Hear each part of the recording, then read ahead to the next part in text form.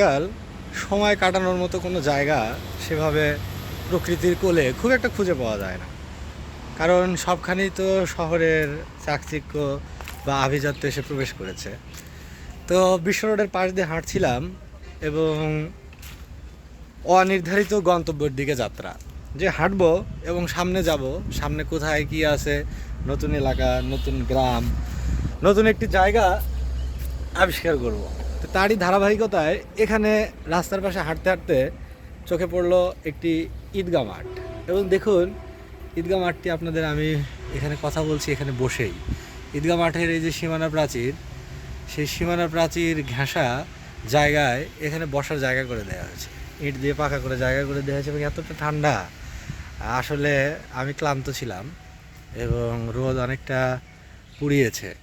তার ভিতরে এখন বোধহয় একটু শীতলতা বা ছায়া একটু প্রয়োজন ছিল, এবং সেই অভাবটা এই গাছগুলো পূরণ করলো। তো ধন্যবাদ টু দোজ ট্রিজ, এই বিখ্যাত এই বড় বড় আম গাছগুলোর প্রতি কৃতজ্ঞতা আমার, যে তারা এখন আমাকে তার ছায়ায় বসতে দিয়েছে। তো তারই ছায়া আমি বসেছি। এই যে পিছন থেকে বাতাস আসছে, এই পাশে আমি বসে আছি। আর আমি যদি আপনাদের ব্যাক ক্যামেরা, এই যে এখানে দেখতে পাচ্ছেন, এখানেও দেখেন কত বসার জায়গা। এই যে একটা দুইটা তিনটা চারটা, এখানেও বসার জায়গা, আমি এটাতে বসেছি, এখানেও বসার জায়গা। এবং এই যে আম গাছগুলো, এই আম গাছগুলো ছায়া দিচ্ছে। তো তাদের প্রতি আমরা কৃতজ্ঞ যে গাছ আমাদের একটুখানি বসার সময় দিল। এবং রাস্তার পাশে, যে ওই রাস্তা দিয়েই হাঁটছিলাম, ওই যে উপরে দেখুন গাড়ি চলে যাচ্ছে, ওই রাস্তা দিয়ে হেঁটে হেঁটে আর কি আশেপাশে আরও দেখছিলাম এখানকার জীবন, প্রকৃতি, জনপদ, মানুষের জীবন এখানে কিভাবে অতিবাহিত হয়, এটা দেখছিলাম। এবং দেখতে দেখতে এখানে রাস্তার পাশে একটা ঈদগাহ মাঠ দেখলাম। দেখুন ঈদগাহ মাঠের এখানে সুন্দর তো ডিজাইনটা, ও পাশে ওই যে সিঁড়িটা ওখান থেকে নামে, ওইটা গেট। এবং এই পাশে এই যে আম গাছগুলো তো অনেক সুন্দর। এবং ও পাশে যেটা কবরস্থান, এবং ও পাশে রয়েছে একটা মাদ্রাসা। তো এটা এখানে দেখা যাচ্ছে না। তো গাছের যে সুশীতল স্পর্শ, এই যে দেখছেন পাতা নড়ছে, তার মানে বাতাস অনুভূত হচ্ছে। এই যে ফাঁকা মাঠ থেকে বাতাস আসছে, এবং খুব সুন্দর একটি মুহূর্ত এখানে কাটাচ্ছি এই গাছগুলোর সাথে, এই আম গাছগুলোর সাথে। আজকে প্রথম দেখা এদের সাথে।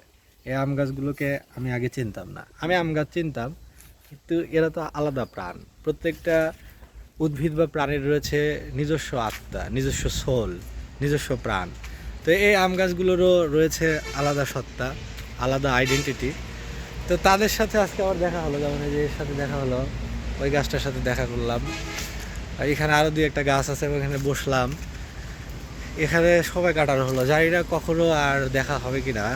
গাছগুলোর সাথে দেখা হয়ে গেল, এবং এই প্রাণগুলো থাকবে, আমার স্মৃতিটাও তার সাথে থাকবে। সেও তার স্মৃতিতে মনে রাখবে যে আমিও বসেছিলাম। তার ছায়া আসলে কে কে বসে, তার সাথে কে কে কথা বলে, এগুলো আসলে সে কিন্তু মনে রাখে। গাছ ঠিকই মনে রাখে যে তার সেবা কে কে নিয়েছে। গাছ তো আসলে আমাদের পরম বন্ধু। গাছের উপকার তো বলে শেষ করা যাবে না। আমরা প্রাণীরা গাছের সেবা ছাড়া, গাছের অনুগ্রহ ছাড়া, উদ্ভিদের অনুগ্রহ ছাড়া বোধহয় আমরা টিকতেই তো পারবো না, বাঁচতেই পারবো না। এইটাতে বসা হয়নি, এখানেও একটা বসার জায়গা আছে। তো এখানেও একটু সময় বসলাম, ওই পাশের একটাতে বসেছিলাম, এখানেও একটু বসলাম। এবং পিছনে দেখুন এই সুন্দর জায়গাটা, পিছনে এটা একটু দেখাই, একটা আর একটার সাথে লাগানো, অর্থাৎ ঈদগাহ মাঠ।